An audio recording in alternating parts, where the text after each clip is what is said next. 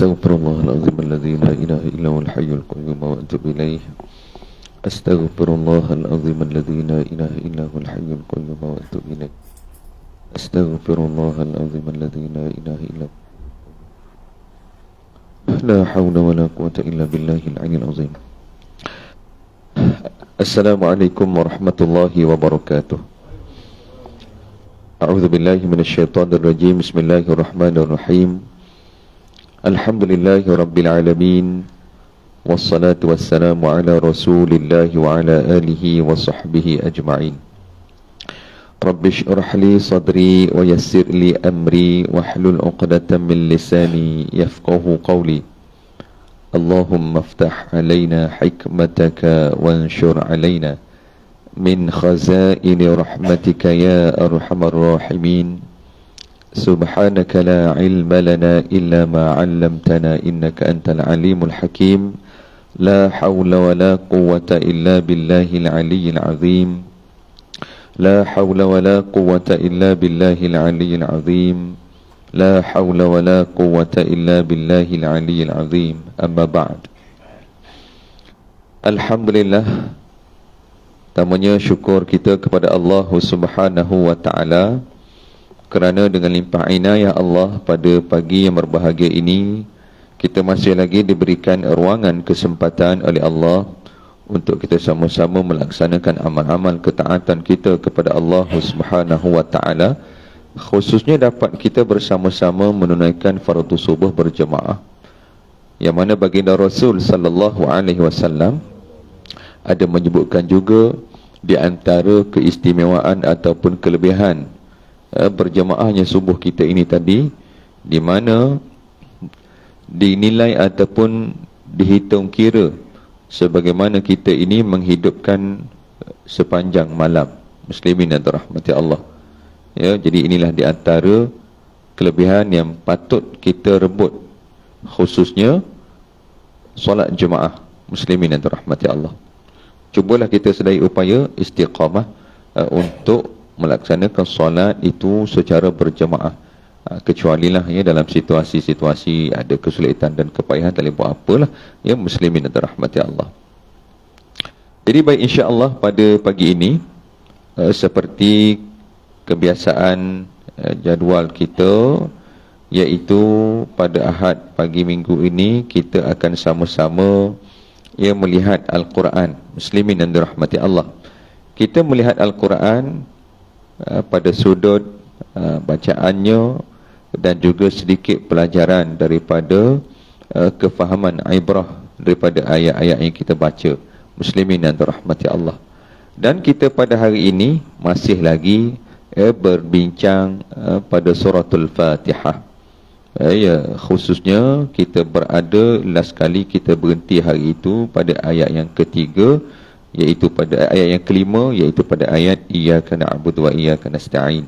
Jadi insya-Allah muslimin dan rahmati Allah, untuk kita sama-sama mohon keberkatan, kerahmatan Allah Subhanahu wa Ta'ala, dan juga sebagai doa kita kepada Allah, kita sama-sama mulakan sesi kita pada pagi ini dengan kita membacakan suratul Fatihah. Al-Fatihah. A'udzu billahi minasy syaithanir rajim. Bismillahirrahmanirrahim. Alhamdulillahi rabbil alamin. Ar-Rahmanir Rahim. Maliki yaumiddin. Iyyaka na'budu wa iyyaka nasta'in. Ihdinas siratal mustaqim. Siratal ladzina an'amta 'alaihim ghairil maghdubi 'alaihim waladdallin. Amin. Baik. Muslimin dan rahmati Allah. Kita teruskan saja perbincangan kita pada ayat yang kelima, iaitu pada ayat iyyaka na'budu wa iyyaka nasta'in. Ya, hanya engkaulah yang kami sembah dan hanya kepada engkaulah yang kami mohon pertolongan. Jadi muslimin dan rahmati Allah, Ya, di antara sebagaimana yang telah kita lihat pada pertemuan lepas, di antara tempat-tempat yang kita harus berikan perhatian, iaitu berkaitan syiddah ataupun tasydid sabdu yang ada pada huruf ya. Ya, jangan terlupalah, jangan terus baca iyyaka tanpa ada sebarang tasydid. Ya, kena bagi ada bunyilah iyyaka na'budu wa iyyaka nasta'in. Muslimin yang dirahmati Allah, biar ada sikit dia punya iyyaka. Jangan terus iyyaka tu tu iyyaka lain tu ya. Iyyaka bagi ada tasydid iyyaka na'budu wa iyyaka nasta'in. Ya, itu di antara biasa juga orang terlepas, ya. Dan macam biasa huruf ain, muslimin dan dirahmati Allah, jaga-jaga makhraj huruf ain, bagi nyata dan jelas makhraj huruf ain. Nak tahu sampai tidak huruf ain yang kita sebutkan, kalau kita masa sebut terasa bergerak kita punya kerongkong tu, ya insya-Allah sampai itu ain, huruf ain. Iyyaka na'budu wa iyyaka nasta'in. Dia kok mana pun bila sebut huruf ain, sampai makhraj dia kalau bergerak nak tekak kita ni, sampailah tu. Muslimin dan rahmati Allah. Kalau kita sebut huruf ain tak ada apa-apa sini, tak lah tu, tak sampai. Maksudnya kita duduk sini, banyak orang duduk sini je. Iyyaka na'budu duduk sini saja. Nasta'in, tak, huruf ain makhrajnya berada pada halqum, tengah halqum. Muslimin dan rahmati Allah. So kena korek gali bagi sampai. Tambah-tambah, ini perhatian juga. Tambah-tambah ada juga setengah saya perasan ni, dia boleh buat sebenarnya, tapi certain tempat, ada setengah tempat dia bunyi elok, ada setengah tempat tak bunyi. Jadi maksudnya dia boleh buat, cuma dia punya apa ya, istiqamah, konsisten tu tak ada, kan? Jadi kena cari bagi dapat lah, kan? Iyyaka na'budu wa iyyaka nasta'in. Sama juga dalam ayat ini, ada setengah orang pada na'budu tu bunyi comel, bila datang nasta'in tak ada, kan? Ada juga berlaku macam gitu. Muslimin dan rahmati Allah. Jadi hak yang jenis macam ini ni, maksudnya kamu boleh buat, cuma nak cari orang kata tetap tadi tu, yang langsung dua-dua tak bunyi tu, itu kena usaha lain lah. Muslimin dan rahmati Allah, ya. Ini kalau pada ayat ini, ayat kelima ni, ini di antara part-part yang biasa orang kata terlepas. Dan juga huruf sin lah, huruf sin kena nyata dan bunyi jugalah dari segi makhraj huruf sin. Nasta'in, ya. Dia kalau ikutkan kaedah dia kata apa ni, huruf sin, sad dan juga zai, dia berada pada makhraj yang sama saja. Dia kata apa? Cara untuk memastikan sebutan huruf-huruf ini betul ya, dengan cara mendatarkan hujung lidah, kemudian meletakkan hujung lidah di belakang gigi hadapan sebelah bawah. Kalau rasa pun sin, kita punya hujung lidah tu kita letak, kalau ni gigi bawah duduk situ, sin. Ya, itu tempat letak lidahnya. Cuma lidah dalam tu mendatar saja. Sin, sin, as, nas. Muslimin dan rahmati Allah, ya. Itu cara bagaimana kita nak meletakkan huruf sin, nak meletakkan lidah kita. Nasta'in, nasta'in. Muslimin dan rahmati Allah, ya. Cuma secara teorinya begitulah. Nak tahu betul tak betul kita sebut. Sebab itulah kaedah belajar Quran ini kena ada guru, ya. Muslimin dan rahmatillah, talaqi, musyafahah. Cuma pada pagi ini slot-slot kita macam ni, saya just orang kata berikan, orang kata panduan sebegitu sajalah. Muslimin dan rahmati Allah, ada ruang dan peluang untuk mengikuti secara berdepan dengan guru tu, rebutlah peluang tersebut, belajar. Muslimin dan rahmati Allah, ya. Ilmu Quran ni jangan kita ambil mudah, ambil remeh. Bunyi macam mudah, tapi mudah juga tak betul. Muslimin dan rahmati Allah. Baik, itu beberapa perkara lah dalam ayat yang kelima ini. Iyyaka na'budu wa iyyaka nasta'in. Nasta'in, huruf sin, huruf ain dan juga syiddah pada iyyaka. Baik. Bagi betul hak tu pun tak apa dah. Cerita pasal suara sedap tak sedap tu, itu cerita lain. Muslimin dan rahmati Allah. Ada setengah orang tu dia rasa macam, alah ustaz, saya ni tak ada suara ustaz. Suara tu bab lain lah. Sekurang-kurangnya kalau kita baca dengan betul dan tepat, insya-Allah itu pun dah, orang kata dia akan automatically juga akan bunyi sedap. Muslimin dan rahmati Allah. Yang tak tahannya suara dah tak sedap, baca pula tak betul, jadi berganda-ganda tak sedapnya. Muslimin dan rahmati. Tak belajar lagi satu, itu punca paling besar sekali lah. Tak nak belajar, itu minta jauh lah. Muslimin dan rahmati Allah. Baik. Jadi muslimin dan rahmati Allah, itu pada sudut bacaannya lah yang kita boleh ambil sedikit perhatian. Saya pun orang kata jangan sampaikan takat mana hak saya boleh sampaikan saja. Mungkin kalau sidang jemaah sekalian dapatkan sesi kelas-kelas pengajian dengan guru-guru, insya-Allah itu akan lebih orang kata lebih jelas dan lebih nyata lah, lebih baik. Muslimin dan rahmati Allah. Baik. Kemudian kita lihat sedikit pelajaran atau ibrah daripada ayat yang kita bacakan, ayat yang kelima ini tadi. Baik, muslimin dan rahmati Allah. Kalau kita lihat di sini pada frasa yang pertama, iyyaka na'budu, hanya kepada engkau kami sembah. Ini juga sebenarnya adalah satu isyarat kita sedang kita sedang membersihkan ataupun kita sedang menafikan sebarang bentuk kesyirikan kepada Allah Subhanahu wa taala. Kita menolak segala perkara yang semuanya itu tadi hanya adalah Allah Subhanahu wa taala. Itu ayat pada frasa yang pertama, iyyaka na'budu. Jadi bila kita telah melafazkan demikian, sebenarnya secara tidak langsung juga sebenarnya kita sedang kata apa? Sedang menafikan semua yang ada ini, yang ada hanya Allah Subhanahu wa taala. Kita sedang meneguhkan keimanan, ketauhidan kita kepada Allah Subhanahu wa taala.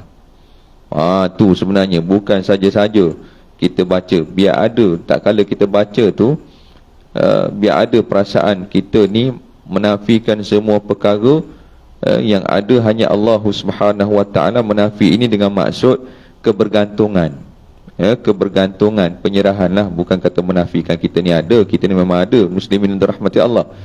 Cuma cerita di sininya kita betul-betul mentauhidkan Allah Subhanahu wa taala. Kebergantungan kita hanya kepada Allah Subhanahu wa taala. Menjauhkan dari sebarang bentuk kesyirikan kepada Allah Subhanahu wa taala. Syirik yang nyata dan juga syirik yang tersembunyi. Muslimin dan rahmati Allah. Syirik yang nyata tu kena jaga betul-betul lah. Yang syirik yang tersembunyi pun sama juga kena jaga. Apa jua sebarang bentuk kesyirikan kena jaga. Sebab kesemuanya itu akan merosakkan kita.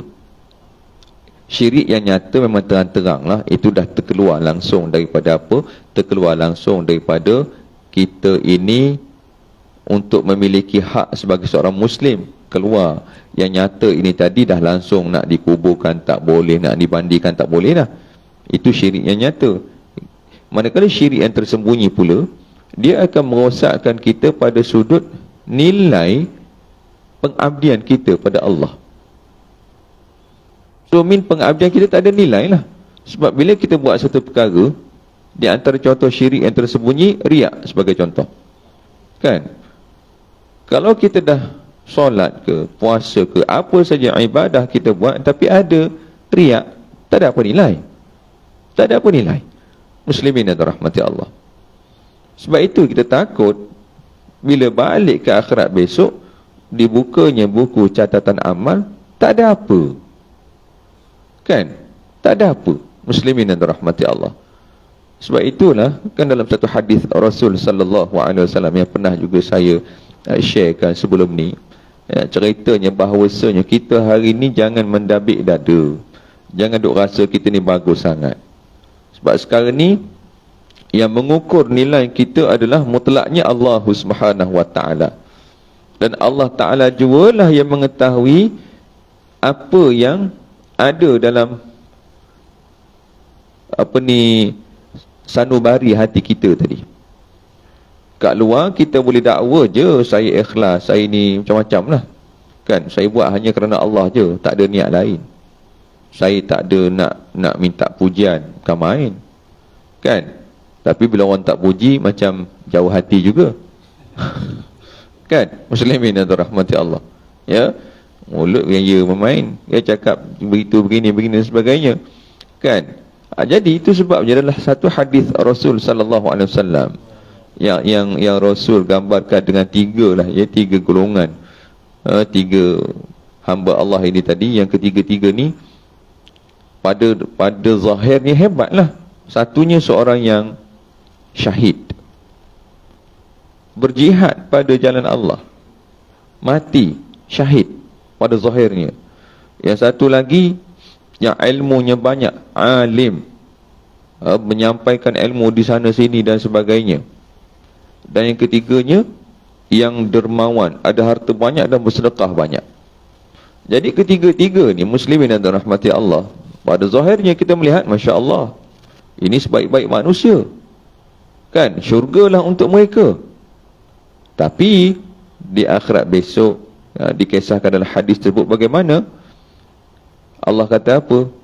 Engkau tipu, engkau bohong, kan, engkau berjihad, engkau nakkan nama supaya nama engkau disebut-sebut, kan, maka tak layak syurga, neraka tempat engkau.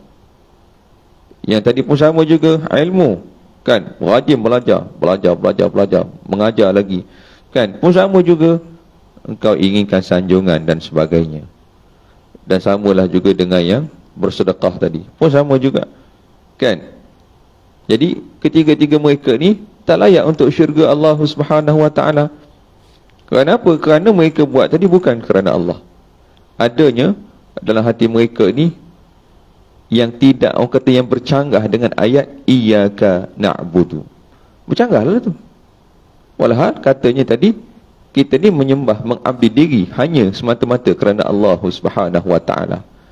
Tapi kalau dah dalam hati adanya rasa nak pujian dan sebagainya, itu dah bukan semata-mata kerana Allah, tapi ada lagi di hati kita ni rasa selain daripada Allah Subhanahu wa taala. Ya, muslimin dan rahmati Allah.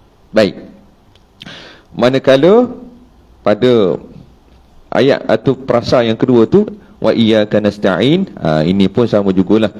Tak kala kita baca dalam solat kita, muslimin dan rahmati Allah, biar ada rasa kita ni betul-betul bergantung harap pada Allah Ta'ala. Kan, mula-mula tu kita nak tanamkan dalam hati kita hanya Allah jua dalam hati kita, tempat kita sembah, mengabdi diri. Dan wa iyyaka nasta'in, Allah jualah tempat kita minta pertolongan. Kita ni tak ada apa-apa daya, tak boleh buat apa kita ni, semua dengan pertolongan Allah Subhanahu wa ta'ala. Jadi itu sebabnya kita kena minta dengan Allah Ta'ala. Muslimin dan rahmatullah, biar ada rasa kita ni merendah, sangat-sangat berhajat pada Allah Subhanahu wa ta'ala. Muslimin dan rahmati Allah. Dan ayat seumpama ini bukan setakat di sini saja, ada disebutkan juga sebagai contoh pada surah Hud ayat 123. Bila Allah sebut fa'budhu, maka sembahlah Allah, beribadahlah kepada Allah, wa tawakkal alaih, dan bergantunglah pada Allah. Ayat lebih kurang sama maksudnya. Muslimin dan rahmati Allah. Wa ma rabbuka bighafilin amma ta'malun, dan sekali-kali Tuhanmu tidak lalai daripada apa yang kamu kerjakan. Muslimin dan rahmati Allah. Allah tahu segala-gala yang kita buat. Allah tahu apa yang ada dalam hati kita. So janganlah kita ambil mudah dalam hal berkaitan pengabdian kita pada Allah. Jangan kita rasa bila kita dah solat tu dah cukup. Jangan. Muslimin dan rahmati Allah.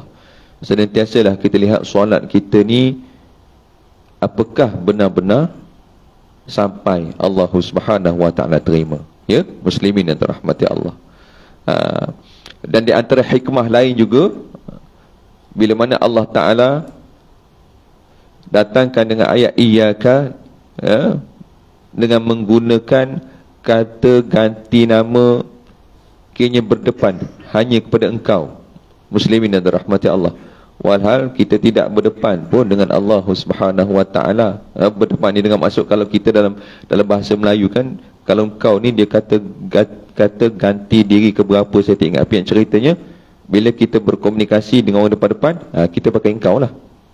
Kan? Kita tak guna ayat beliau ke ataupun dia. Kan? Bila berdepan ni engkau.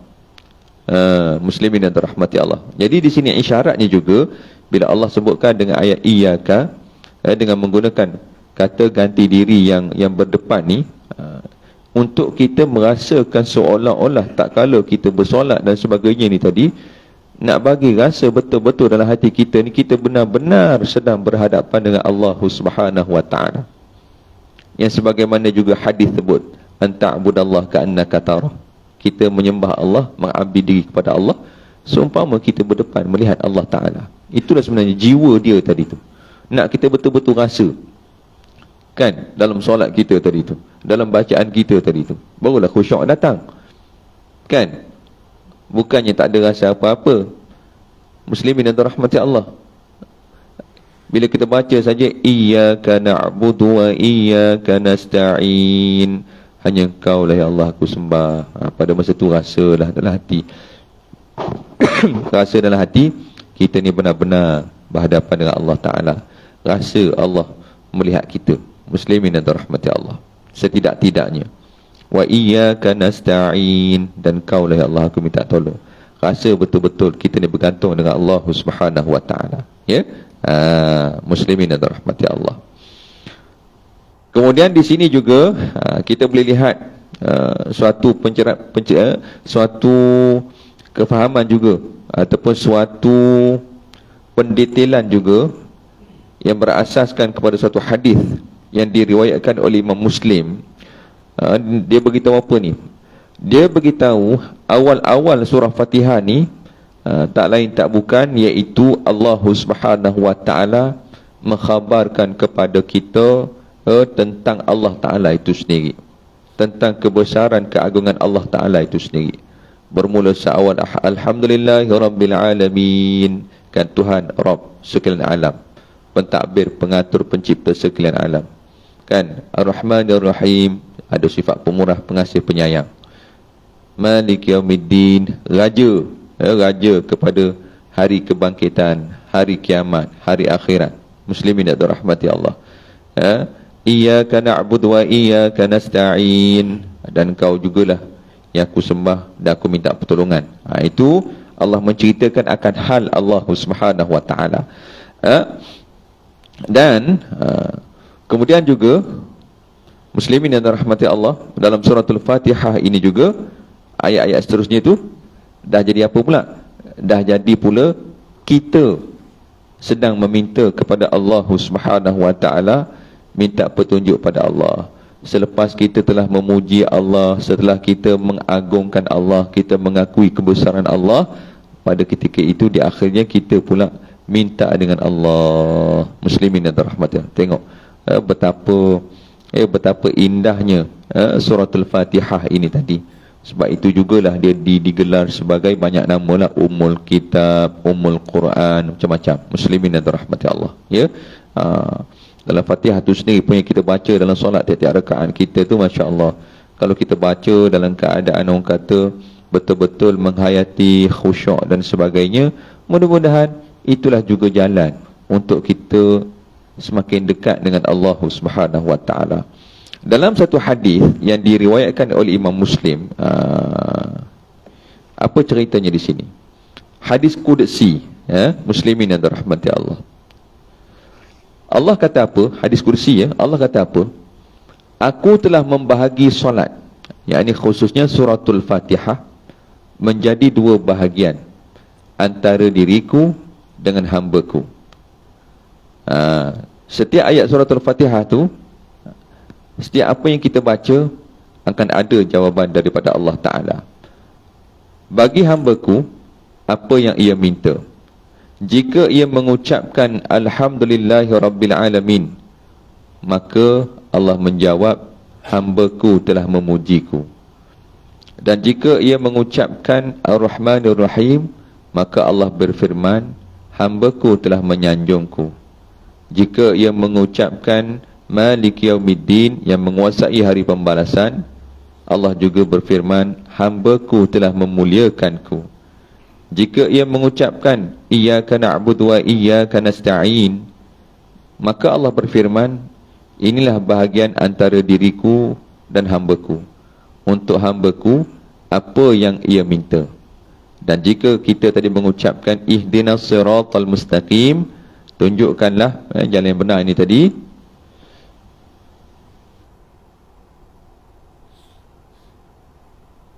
Yakni, maka Allah firman bagaimana?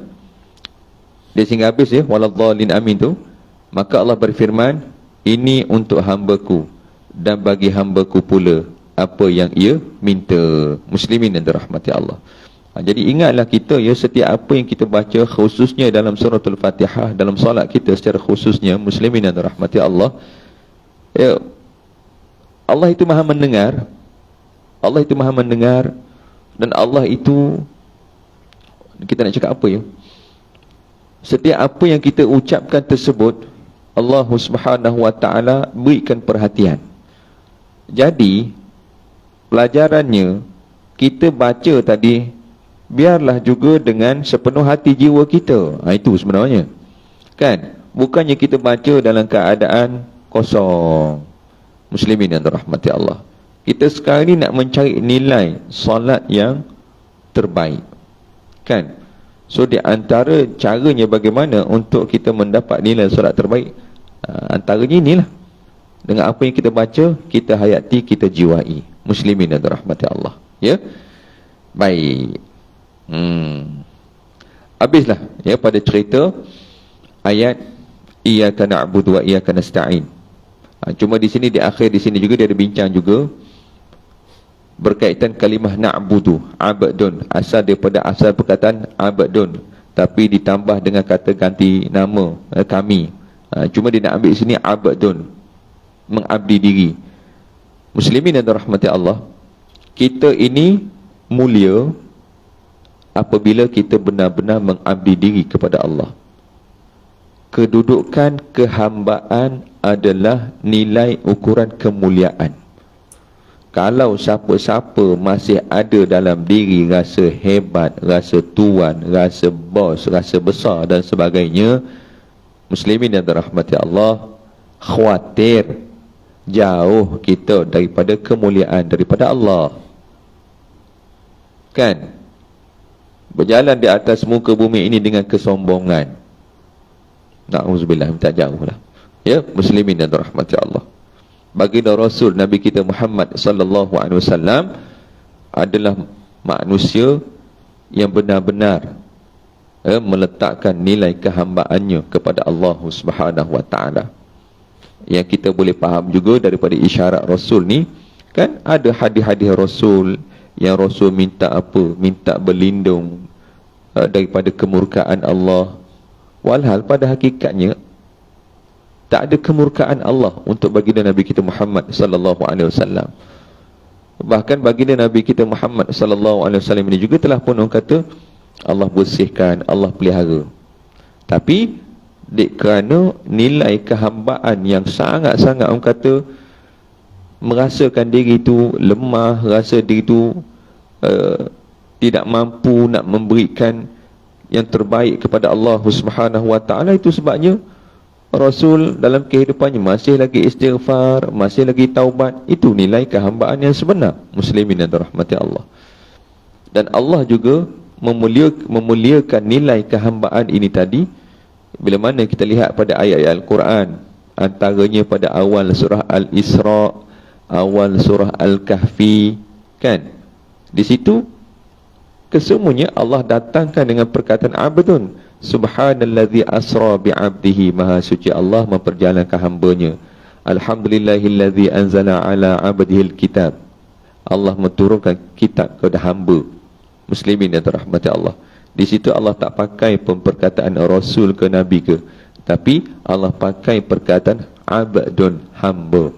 Itu juga sebagai satu isyarat bahawasanya kehambaan itulah Nilai yang sebesar-besarnya yang mesti kita capai dalam kehidupan kita ini, muslimin yang dirahmati Allah. Ya. Dan kehambaan ini bukanlah juga bermaksud kita lemah. Kan, mentang-mentang bila sebut hamba jadi lemah. Tak, bukan begitu. Kita ini nilai kehambaan ini dengan maksud apa? Dengan maksud segala apa perkara kita buat senantiasa ada rasa gerun dan takut pada Allah Subhanahu wa taala. Rasa Allah senantiasa memerhati, melihat, mengawasi kita. Kita ini tak terlepas dengan bantuan Allah, pertolongan Allah. Kita ini tidak ada apa daya kecuali dengan izin Allah. Ini kehambaan yang sebenar. Tak kala bila time masa kita nak kena pergi, orang kata, mempertahankan agama Allah, oh kita kuat, kita yang paling kuat. Bukanlah hamba dengan maksud kita lemah. Muslimin dan rahmati Allah. Bahkan sepatutnya kita lah yang paling kuat. Kan? Kerana apa? Kerana kita memperjuangkan agama Allah Subhanahu wa taala. Kita buat juga kerana Allah. Kita buat kerana nak mencari redha Allah. Muslimin dan rahmati Allah. Ya. Baik.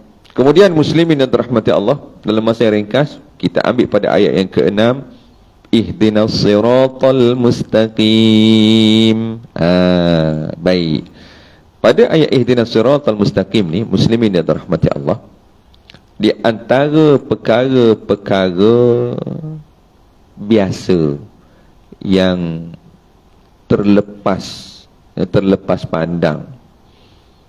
Yang pertamanya pada bacaan ihdina, ya, banyak juga orang dia baca tak betul, kan? Kalau kata dah baris bawah i lah, barulah masuk dengan huruf ahamati, ihdina, bukan kan? Ada juga setengah baca ihdinas sirah, dia macam condong sikit, ihdinas sirah, tak betul. Quran ni baca dia tak nak mesti betul satu-satu. Kita tak boleh orang kata nak lebih kurang. Konon-kononnya ni dia nak in between i dengan ha mati, ihdinas sirah, tak boleh. Dia kena clear satu-satu. Alif dulu mati, hamzah ni mati, mati lalu i. Lepas tu baru masuk ha mati. Ihdinas sirah. Muslimin dan rahmati Allah. Kan? Tak kira lah engkau punya lidah tu pelat apa sekalipun, kena bagi betul. Ya, biasa kalau ustaz-ustaz kita berceramah kan, dia antara orang kata pelak-pelak biasa mereka bawa, pelak tu lah, kan? Pelak Jawi. Kan? Muslimin dan rahmati Allah. Kan? Ya, apa yang biasa dia orang buat, pelat lidah Jawa apa semua tu kan, saya tak reti. Tapi nak ceritanya apa pelak lidah kita sekalipun, bila bab Quran itu ada dia punya lahjah dia sendiri. Dia tak boleh nak bawa ikut style Kelantan, style Kelantan punya baca, tak boleh. Kan? Kedah punya style baca, tak boleh. Quran, style Arab. So kena ikutlah Arab punya style. Muslimin dan rahmati Allah. Ya? Itu satu. Ihdinas siratal mustaqim. Ihdinas sirat. Betul-betul ya? Ihdinas sirat. Kemudian juga muslimin dan rahmati Allah, huruf sad. Ya, huruf sad ni pun sama juga. Macam saya katakan tadi, makhraj tempat keluar huruf sad ni dengan huruf sin sama. Hujung lidah tadi kita datarkan dan letakkan di bawah gigi, di gigi bawah belakang tu, sa. Cuma yang bezakan huruf sin, huruf sad adalah pada sifat. Ya, pada sifat itu. Kalau huruf sin, dia punya safirnya berbentuk halus macam tu, sin. Tapi huruf sad, dia ada safir juga, tapi safirnya itu tadi dia lebih tebal, kerana sifat huruf sad ini juga adalah sifat isti'la, tinggi. Sini kena tinggi. Sad, ihdinas siratal mustaqim. Dekat-dekat tu. Lepas tu ada sin pula. Muslimin dan rahmati Allah. Itu sebabnya juga Quran ni adalah perkara yang berkaitan dengan kemahiran. Bila sebut mahir, latihan. Fatihah, saya yakin semua orang baca banyak. Kalau dalam solat dah berapa kali baca. Baik. Cuma Yang menjadi masalah adalah pada hari baca banyak kali tapi tak cuba baca dengan betul. Dia baca dengan gaya biasa dia. Itu masalah. Kan? Kalau saya tengok anak-anak saya sendiri sekalipun, bila dia baca sendiri, cara dia. Bila depan kita, saya macam itulah nak dengar hari-hari. Kadang-kadang kita banyak urusan, seminggu sekali, 2 kali seminggu ke, panggil, mari sini baca. Bila baca depan kita, barulah dia berhati-hati. Boleh je, bukan tak boleh. Itu kita geram tu. Kalau betul tak boleh, tak, iyalah, betul tak boleh, kita betulkan. Ini ceritanya boleh. Tapi dek kerana, tak tahulah, dek kerana mungkin bermudah-mudah, itu saya nampak macam itulah, bermudah-mudah. Tak merasakan baca Quran ni mesti baca dengan betul. Asal baca saja. Tak boleh lah macam tu. Muslimin dan rahmati Allah. Kan? Asal baca Quran je, make sure baca dengan betul. Tak ada lebih kurang. Kalau huruf itu sifatnya begitu, begitulah kita cuba penuhi sifat-sifat huruf tadi tu. Muslimin dan rahmati Allah. Ya? Ini asas je. Saya cerita pasal asas saja sebab saya lebih saya tak kerti. Tapi kalau sidang jemaah, ada belajar lagi dengan lebih advance, banyak lagi akan temukan orang kata benda-benda yang bila kita dah advance tu, kita akan temukan perkara yang lebih halus jugalah. Muslimin, cara dengung ikhfa dia ada cara juga. Kan? Dengung mungkin bunyi serupa tapi dia ada sedikit beza. Muslimin dan rahmati Allah. Ya? Kalau sahabat saya, guru saya sendiri, Dr. Amru Al-Haz, dia sekarang bekas imam besar, bukan imam besar, bekas imam di Masjid Negara dulu, sekarang di pejabat di Jabatan Agama Islam Negeri Sembilan. Dia cerita kalau dia belajar dulu, di antara orang kata yang mainkan peranan juga untuk pastikan bacaan Al-Quran kita ini tepat dan juga betul adalah ni, pergerakan mulut. Tapi kalau maksudnya gini, kalau baca Quran dalam keadaan malas mulut bergerak, Bismillahirrahmanirrahim, memang tak ada. Tapi kalau kita dengan mulut-mulut sekali, Bismillahirrahmanirrahim. Dia kata masa dia belajar dulu, guru dia siap kepak mulut. Sampai tak kata. Tapi bacaan dia memang terbaik ya. Muslimin dan rahmati Allah. Itu sahabat saya lah, sahabat merangkap kata guru kita sendiri. Muslimin dan rahmati Allah. Kalau dengar dia baca pun dah orang kata memang ada satu klip video lah. Ada satu klip video orang Arab lah, orang Arab pergi solat di Masjid Negara tu. Kebetulan pada masa tu dia imam. Kira maksudnya orang Arab sendiri puji. Kan? Dah macam imamnya dah macam Arab baca. Masya Allah. Muslimin dan rahmati Allah. Tapi kalau saya tengok sendiri pun, sahabat saya punya baca tu memang nampak dengan mulut-mulut sekali bergerak. Kita pun kadang tak sampai tu. Muslimin dan rahmati Allah. Jadi siapa-siapa yang baca Quran mulut malah bergerak kan, hati-hati. Muslimin dan rahmati Allah. Bahkan kalau kita bercakap dengan orang pun jenis bercakap mulut buka tak buka ni yang mesti geram je. Kau ni bercakap tak nak bercakap, cakaplah betul-betul. Kan? Muslimin dan rahmati Allah. Betul betul. Ya. Jadi baca dalam hati. Zikir tu tak ada apalah. Ini cerita pasal Quran. Yang zikir, maksudnya hak zikir di hati tu, itu dah tak tertakluk dengan hukum-hukum makhraj ni dah, sebab dia tak ada keluar apa-apa, dia dalam hati. Kan? Tambah juga maksudnya perkara dalam hati ni dia dah tak tertakluk dengan apa-apa hukum dah. Hukum qiraah. Yang tertakluk dengan hukum qiraah ni bila kita baca. Bila kita baca keluar suara, pada masa tu dah tertakluk dengan hukum qiraah lah. Kan? Tapi kalau dalam hati saja tak ada apa. Itu tak ada apa. Ya, baik. Jadi ihdinas siratal mustaqim. So itu dekat-dekat tu. Makhraj huruf sad, huruf sin. Beza hanya pada sifat. So kena jaga-jagalah pada sifat sad dan sin tadi tu. Dengan latihan yang banyak, insya-Allah lidah kita dia akan fleksi. Lidah tu akan fleksi. Bila time huruf sad duduknya tinggi, datang huruf sin dia turun balik. Ihdinas siratal mustaqim. Dan sama juga muslimin dan rahmati Allah, yang akhir sekalinya berkaitan huruf qaf. Huruf qaf pun sama juga, huruf isti'la, qa. Tetapi bila huruf qaf berbaris di bawah, dia punya nilai ketebalan isti'la tinggi dia tadi tu dikurangkan sikit. Maksudnya yang tepat dan betulnya kita tak boleh baca dengan ihdinas siratal mustaqim. Tak betul. Mustaqim. Sebab bila baris bawah dia tak pergi sampai tara tu, dia ringankan sikit. Mustaqim, mustaqim. Macam tu saja. Muslimin dan rahmati Allah. Kita bukan baca mustaqim. Tak betul. Ya. Kita ringankan saja. Mustaqim, mustaqim. Cukup. Cuma jangan sampai tertukar dengan huruf kaf. Mustaqim. Itu tak betul. Itu dah jadi huruf kaf. Mustaqim, mustaqim. Cukup macam tu saja.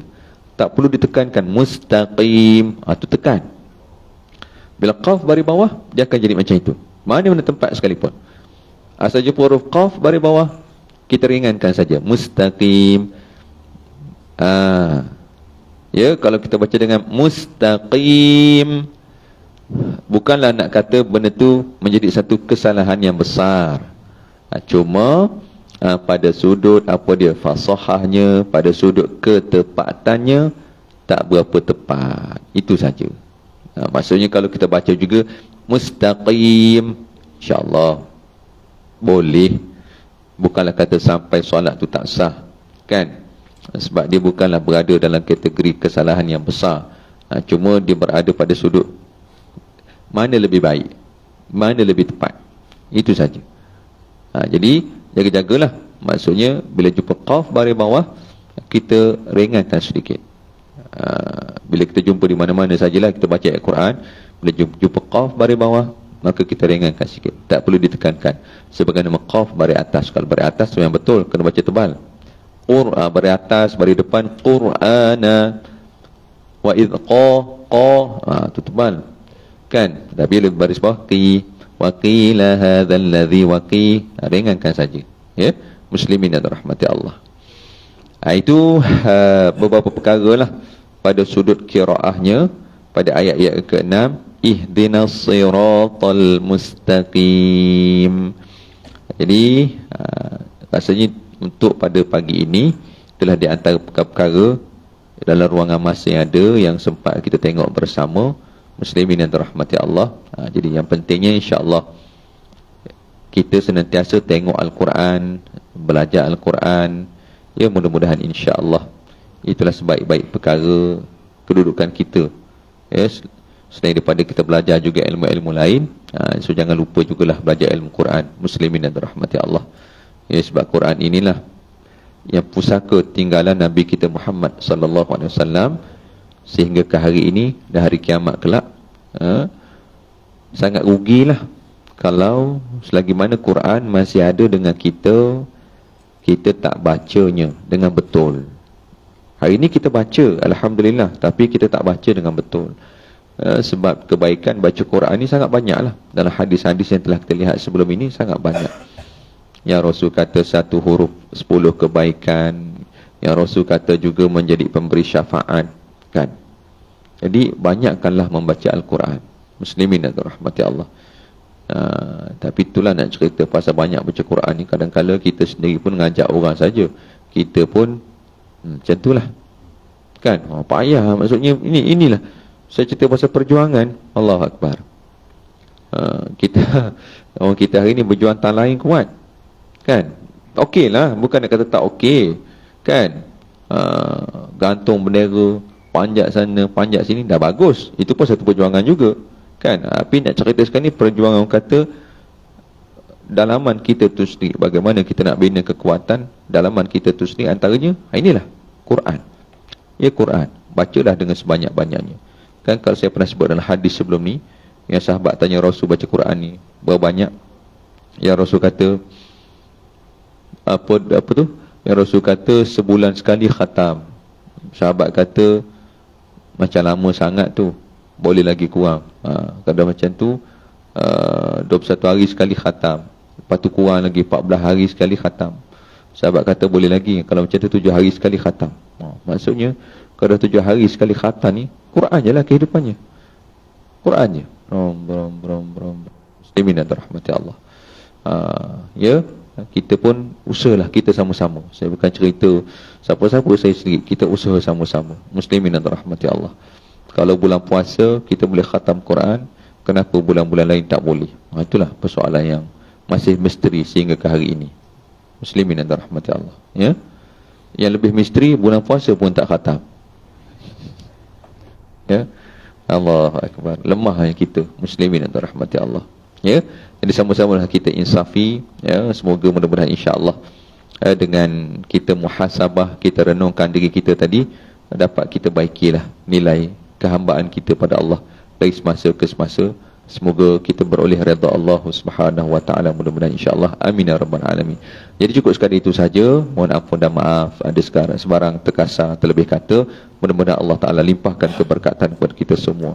Wallahu a'lam. Subhanakallahumma wa bihamdika asyhadu an la ilaha illa anta astaghfiruka wa atubu ilaik.